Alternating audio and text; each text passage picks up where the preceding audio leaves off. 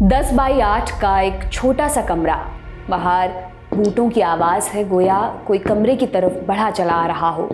आवाज़ के नज़दीक आते ही एक परछाई उभरती है। कमरे में मौजूद खाट पर बैठा इंसान उठकर सलाम करता है।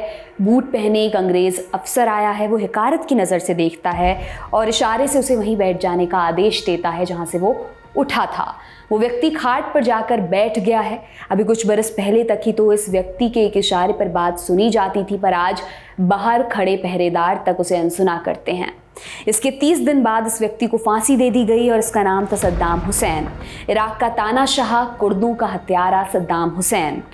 आज बताएंगे कि फांसी से पहले सद्दाम हुसैन के साथ क्या क्या हुआ था।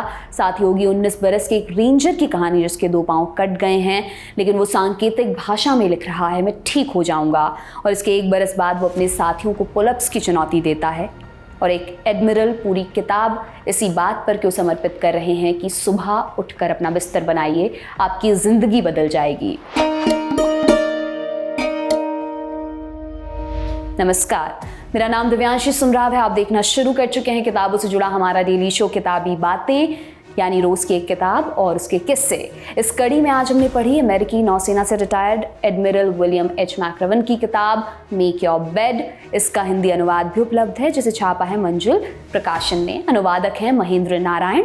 विलियम मैक्रवन ने नेवी सील के रूप में 37 साल के अनुभव के दौरान शुरुआती लेवल पर कमांड किया। 4 स्टार एडमिरल के तौर पर उनकी आखिरी जिम्मेदारी यूएस स्पेशल ऑपरेशंस फोर्सेस के कमांडर के रूप में थी। अब सबसे पहले सद्दाम हुसैन का वो किस्सा पूरा कर लेते हैं जहां से हमने आज की कहानी की शुरुआत की थी। इराक का पूर्व तानाशाह सद्दाम हुसैन, जो सिर्फ एक नारंगी जंपसूट में सेना की पुरानी खाट पर बैठा था, महज 24 घंटे पहले उसे अमेरिकी सेना ने पकड़ा था और अब वो अमेरिका का कैदी था। एडमिरल मैक्रवन ने नई इराकी सरकार के नेताओं को कमरे में लाने के लिए दरवाज़ा खोला तो सद्दाम बैठा रहा। उसके चेहरे पर एक मुस्कान आ गई। उसके व्यवहार में पश्चाताप और समर्पण का कोई निशान नहीं दिख रहा था। तुरंत ही 4 इराकी नेता सद्दाम पर चिल्लाने लगे, लेकिन वे ये सब कुछ सुरक्षित दूरी पर ही खड़े रहकर कर पा रहे थे। तिरस्कार भरी नज़रों से सद्दाम ने उनकी तरफ एक चिढ़ाती हुई मुस्कुराहट के साथ देखा और उन्हें बैठने का इशारा किया।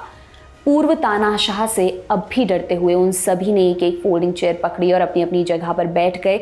हालांकि इस बीच उनका चिल्लाना और उंगली दिखाना जारी था, लेकिन जैसे ही सद्दाम ने बोलना शुरू किया, उनका चिल्लाना और उंगली दिखाना भी धीरे धीरे कम हो गया। सद्दाम हुसैन के नेतृत्व वाली बाथ पार्टी हजारों शिया इराकियों और कई हजार कुर्दों की मौत के लिए जिम्मेदार थी। सद्दाम ने खुद ऐसे कई जनरल्स को मौत के घाट उतार दिया था जिनके बारे में उसे लगता था कि वो उसके प्रति वफादार नहीं हैं। हालांकि मैक्रवन इस बात पर श्योर थे कि सद्दाम से अब कमरे में मौजूद बाकी लोगों को खतरा नहीं रह गया है, लेकिन इराकी नेता इतने निश्चित नहीं थे। उनकी आंखों में डर साफ झलक रहा था। बगदाद के हत्यारे कहे जाने वाले इस आदमी ने दशकों तक पूरे मुल्क को आतंकित कर रखा था। उसकी विचारधारा ने सबसे खराब किस्म के अनुयायियों को, मानने वालों को आकर्षित किया था।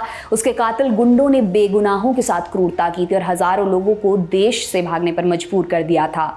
इस अत्याचारी शासक को चुनौती देने का साहस इराक में किसी के पास नहीं था। मैक्रवन समझ गए थे ये नए नेता अब भी इस बात से डरे हुए थे कि सद्दाम सलाखों के पीछे रहते हुए भी पता नहीं क्या कर डाले।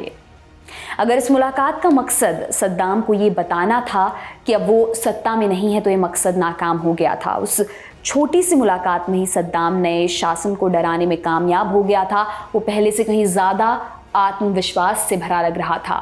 जब इराकी नेता चले गए तो मैक्रवन ने अपने सुरक्षा कर्मियों को निर्देश दिया कि सद्दाम को एक छोटे से कमरे में अलग थलग कर दिया जाए, किसी को मिलने ना दिया जाए। और कमरे के पहरेदारों को भी आदेश था कि सद्दाम कितना भी उकसाए, ना उसकी कोई बात सुननी है, ना उसकी किसी बात का जवाब देना है। मैक्रवन बताते हैं हालांकि वो हर दिन उस छोटे से कमरे में जाते थे और हर दिन सद्दाम उन्हें सल्यूट करने के लिए उठता था, पर हर दिन बिना कुछ बोले वो बस उसे अपनी खाट पर वापस जाने का इशारा कर देते।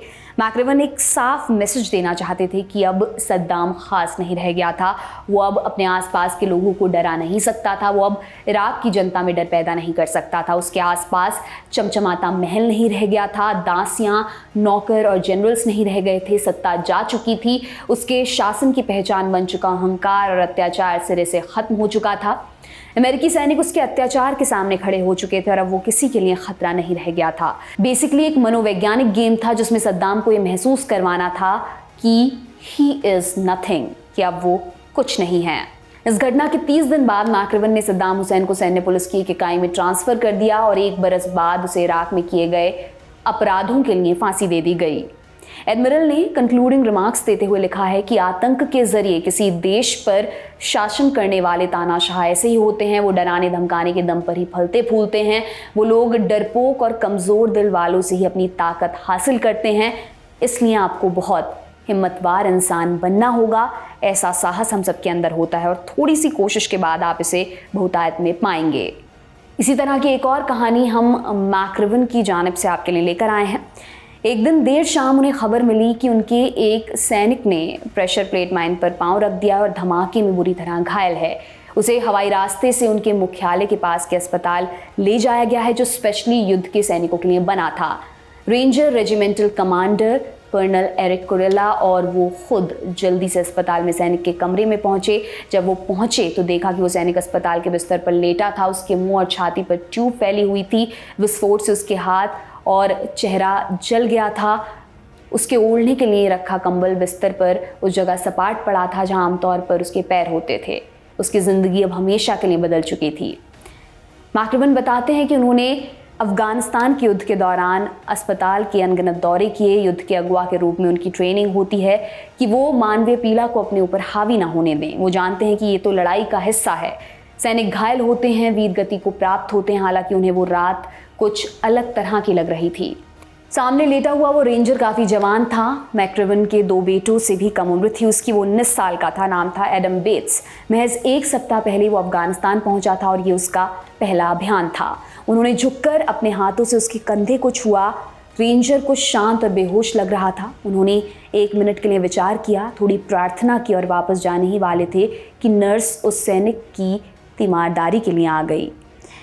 पहले उसने एडम की नब्ज़ देखी और मैक्रवन से पूछने लगी कि क्या उन्हें कुछ और जानना है।